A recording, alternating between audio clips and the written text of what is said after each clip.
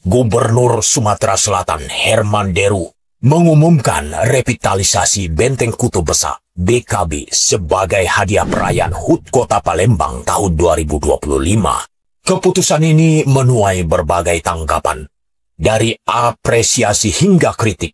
Revitalisasi BKB memang penting untuk melestarikan situs sejarah yang menjadi bagian dari identitas Palembang.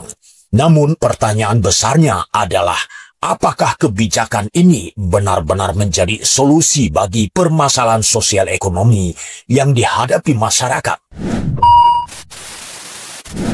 Palembang masih berjuang mengatasi stunting, akses pendidikan yang timpang, dan layanan kesehatan yang belum merata. Sementara program pemugaran seringkali lebih menitik beratkan pada tampilan estetika tanpa substansi kesejahteraan.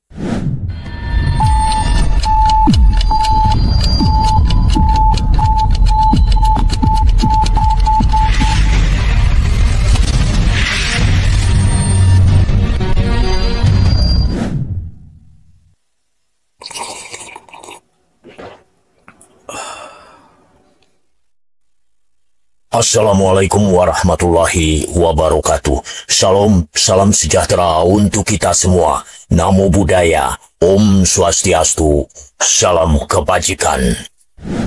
Palembang sebagai kota tertua di Indonesia dengan usia yang mencapai 1342 tahun telah melewati perjalanan panjang sebagai pusat perdagangan, maritim, dan kebudayaan Melayu Sriwijaya. Namun, di balik kemegahan sejarahnya, kota ini masih menghadapi tantangan besar dalam mengentaskan kemiskinan, peningkatan kualitas pendidikan, layanan kesehatan, serta pembangunan infrastruktur yang berkelanjutan. Berdasarkan data Badan Pusat Statistik Kota Palembang, angka kemiskinan masih berada di kisaran 9,77%, dengan target penurunan menjadi 8% pada tahun 2025. Selain itu, Indeks Pembangunan Manusia (IPM) kota ini mencapai 82,29, menunjukkan kemajuan, tetapi tetap memerlukan dorongan kuat agar setiap warga mendapatkan akses layak terhadap pendidikan dan layanan kesehatan. Pertumbuhan ekonomi yang masih mengalami pasang surut menjadi tantangan bagi pemerintah daerah dalam menciptakan kebijakan yang benar-benar berdampak pada kesejahteraan rakyat. Pemerintah Kota Palembang juga telah menginisiasi berbagai program sosial seperti bantuan pangan, pemberdayaan ekonomi mikro, serta penguatan sektor usaha kecil menengah (UKM).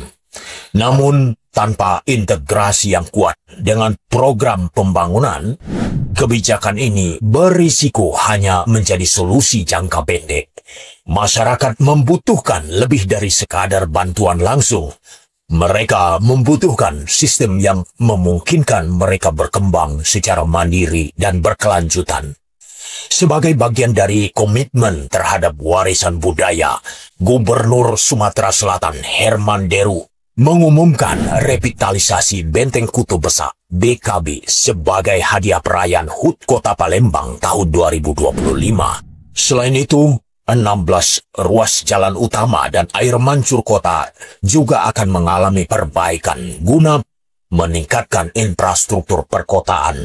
Wali Kota Palembang Ratu Dewa akan bertanggung jawab atas implementasi proyek ini.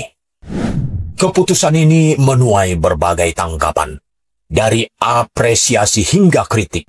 Revitalisasi BKB memang penting untuk melestarikan situs sejarah yang menjadi bagian dari identitas Palembang. Namun pertanyaan besarnya adalah, apakah kebijakan ini benar-benar menjadi solusi bagi permasalahan sosial ekonomi yang dihadapi masyarakat? Palembang masih berjuang mengatasi stunting, akses pendidikan yang timpang, dan layanan kesehatan yang belum merata. Sementara program pemugaran seringkali lebih menitik beratkan pada tampilan estetika tanpa substansi kesejahteraan. Revitalisasi suatu kawasan bersejarah seharusnya lebih dari sekadar memperbaiki tampilan fisik. Ia harus didasarkan pada riset mendalam mengenai aspek historis, arkeologi, serta kepentingan ekonomi masyarakat setempat.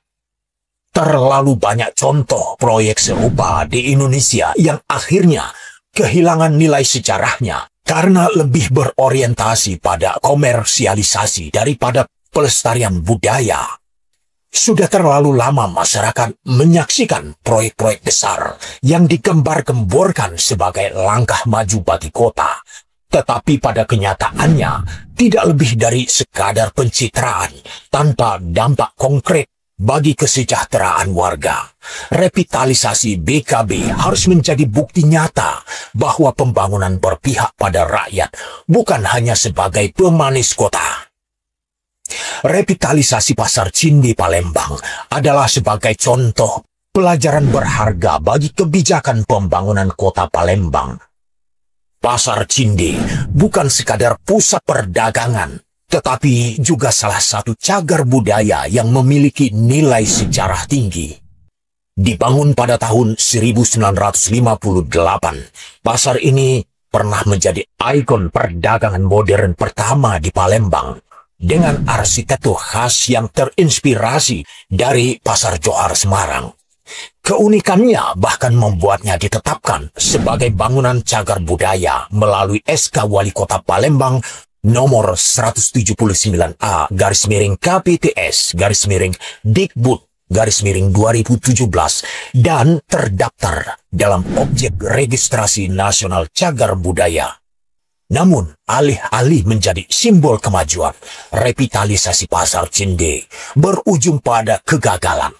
Proyek ini seharusnya menghidupkan kembali sektor perdagangan mangkrak sejak 2018 akibat dugaan korupsi yang kini tengah diselidiki oleh Kejaksaan Tinggi Sumatera Selatan. Sejumlah pejabat dan pihak terkait telah diperiksa sebagai saksi, sementara pedagang yang terdampak kehilangan tempat usaha dan mengalami kerugian besar. Kasus ini seharusnya menjadi peringatan keras bagi para pemangku kebijakan yang memaksakan kehendak dalam proyek revitalisasi tanpa perencanaan matang dan transparan. Revitalisasi BKB yang saat ini direncanakan oleh pemerintah Kota Palembang harus belajar dari kegagalan Pasar Cindi agar tidak menjadi proyek yang hanya menghabiskan anggaran tanpa manfaat nyata bagi masyarakat. Revitalisasi bangunan bersejarah seperti BKB harus dilakukan dengan pendekatan berbasis resiko, keterlibatan publik, dan transparansi anggaran. Jika proyek ini hanya berorientasi pada estetika tanpa mempertimbangkan dampak ekonomi dan sosial, maka bukan tidak mungkin akan mengalami nasib serupa dengan Pasar Cindi, mangkrak, merugikan rakyat, dan menjadi ladang korupsi. Pemerintah harus memastikan bahwa setiap proyek revitalisasi benar-benar berpihak kepada rakyat, bukan sekadar pencitraan politik atau kepentingan segelintir pihak. Anggaran harus transparan, perencanaan harus melibatkan akademisi dan ahli tata kota, serta partisipasi publik harus menjadi prioritas utama. Jika kita tidak belajar dari kesalahan masa lalu, maka sejarah akan terus berulang. Palembang tidak boleh kembali terjebak dalam proyek-proyek besar seperti yang hanya menjadi simbol tanpa substansi kesejahteraan bagi rakyatnya. Pejabat pemerintah memiliki tanggung jawab moral dan hukum untuk memastikan setiap kebijakan yang mereka jalankan bukan sekadar formalitas, melainkan benar-benar membawa manfaat bagi rakyat. Anggaran harus terbuka dan transparan. Perencanaan wajib melibatkan akademisi, ahli tata kota, serta partisipasi publik harus menjadi pondasi utama. Tanpa keterlibatan langsung masyarakat, pembangunan hanya akan menjadi proyek elit yang menjauh dari esensi pelayanan publik. Jika revitalisasi BKB dilakukan dengan pendekatan berbasis riset, keterlibatan masyarakat, dan transparansi, maka proyek ini tidak hanya akan memperindah kota, tetapi juga memberikan dampak langsung bagi warga, baik dalam aspek edukasi sejarah, peningkatan wisata, maupun penguatan ekonomi lokal. Palembang membutuhkan kebijakan yang mendorong kesejahteraan rakyat secara menyeluruh, bukan hanya tambal sulam pembangunan fisik yang meninggalkan rakyat dalam keterpurukan. Namun, jika proyek ini hanya sekadar mempercantik tampilan tanpa manfaat ekonomi, pendidikan atau kesejahteraan sosial, maka rakyat berhak menuntut kejelasan. Palembang adalah kota yang memiliki sejarah panjang tentang kemandirian dan kejayaan.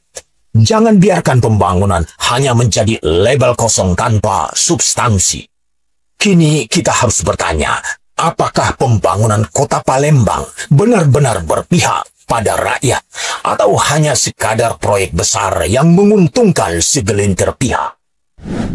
Para pejabat, dengarkan suara rakyat. Jangan hanya membuat proyek untuk dikenang, buatlah kebijakan yang mengubah kehidupan. Jangan jadikan pembangunan sebagai sarana pencitraan, tapi sebagai alat perubahan yang berdampak nyata bagi rakyat. Palembang harus tumbuh bukan hanya dalam kemegahan fisik, tetapi dalam martabat rakyatnya. Masyarakat juga harus bergerak. Jangan biarkan pembangunan hanya menjadi simbol tanpa dampak nyata. Desak transparansi, awasi proyek-proyek besar. Pastikan bahwa revitalisasi bukan sekadar ajang mempercantik kota, tetapi juga membawa perubahan bagi kesejahteraan warga.